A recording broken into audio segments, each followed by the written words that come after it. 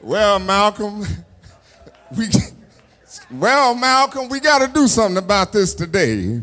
I just want to leave my brothers and sisters with a word. I am delighted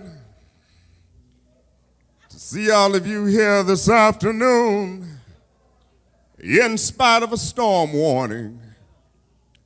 Would you reveal that you're determined to go on anyhow? Something is happening in Minnesota, something is happening in our world. And you know, if I was standing at the beginning of time with the possibility of taking a kind of general and panoramic view of the whole of human history up to now, and the Almighty said to me, Martin Luther King, which age would you like to live in? I would take my mental flight by Egypt, and I would watch God's children in their magnificent trek through the dark dungeons of Egypt, I'd rather cross the Red Seas, through the wilderness on towards the promised land, but in spite of its magnificence, I wouldn't stop there. I would go on by Greece and take my mind to Mount Olympus, and I would see Plato, Aristotle, Socrates, Euripides, and Aristophanes assembled around the Parthenon.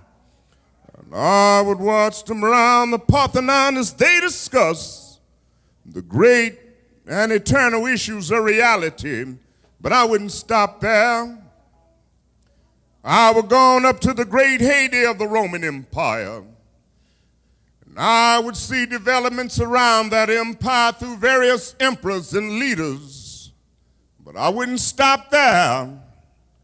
I would go on up to the day of the Renaissance and get a quick picture that all the Renaissance did for the culture and aesthetic life of man, but I wouldn't stop there. I would go on by the way for the man from whom I'm named had his habitat. And I would watch Martin Luther as he tacked his 95 Theses on the door at the church of Wittenberg, but I wouldn't stop there. I would go on up to 1863 and see a vacillating president by the name of Abraham Lincoln finally come to the conclusion that he had to sign the Emancipation Proclamation, but I wouldn't stop there. I would go on up to the early 30s and see a man grappling with the problems of the bankrupts of his nation and come with an eloquent cry that we have nothing to fear but fear itself. But I wouldn't stop there. Strangely enough, I would turn to the Almighty and ask if he would allow me to live just a few years in the second half of the 20th century. I will be happy. You know, that's a strange statement to make, because the world is all messed up, the nation is sick, troubles in the land, confusion all around, and that's a strange statement. You know, for years now, men have been talking about war and peace, but now no longer can they just talk about it. No longer is there a choice between violence and nonviolence in this world. It's nonviolence or non-existence. This is where we are today. And also in the Human Rights Resolution, if something isn't done, and done in a hurry, to bring the colored people of the world out of their long years of poverty, out of their long years of hurt and neglect, the whole world is doomed. But I know somehow that only when it is dark enough can you see the stars. And I see God working in this period of the 20th century, and in a way, in some strange way of responding, something is happening in our world. The masses of people rising up, and wherever they are assembled today, no matter if they're in Johannesburg, South Africa, Nairobi, Kenya, Accra, Ghana, New York City, Atlanta, Georgia, Jackson, Mississippi, or Memphis, Tennessee, the cry is always the same: we want to be free. But I know, Malcolm, that they don't believe that I had a dream. They have come to a point making my dream look like a nightmare. But I say I still have a dream. I have a dream that one day this nation will rise up, live out the true meaning of its creed.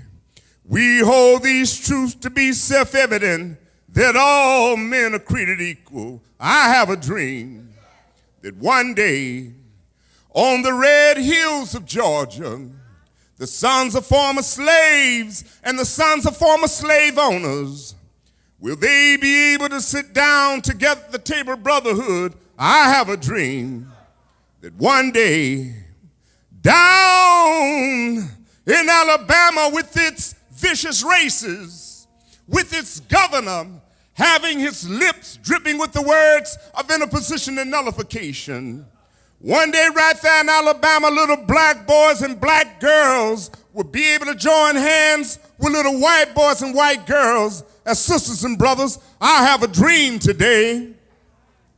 I have a dream that one day every valley shall be exalted, every hill and mountain shall be made low, the rough places will be made plain, and the crooked places shall be made straight, and the glory of the Lord shall be revealed, and all flesh shall see it together.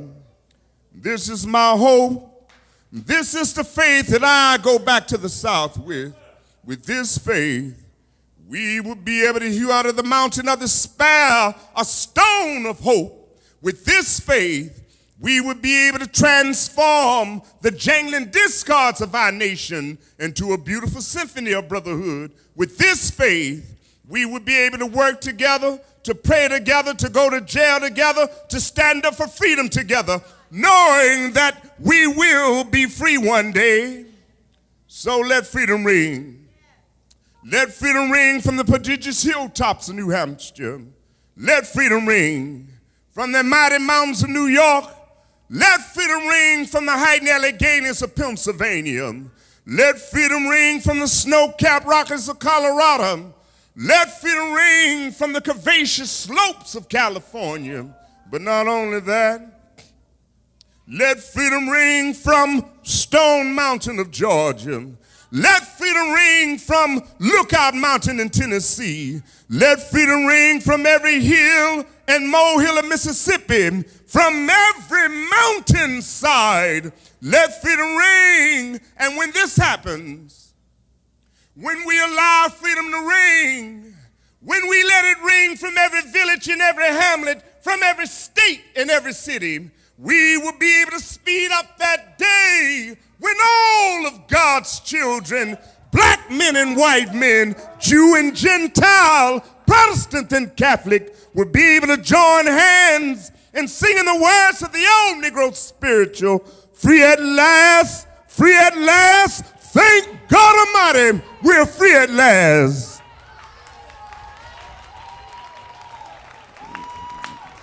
Dr. King, you said a mouthful. Well, Malcolm, I'm going to leave right now, but Malcolm, you think you can drop me off at Piggly Wiggly? I got a few things I need to pick up.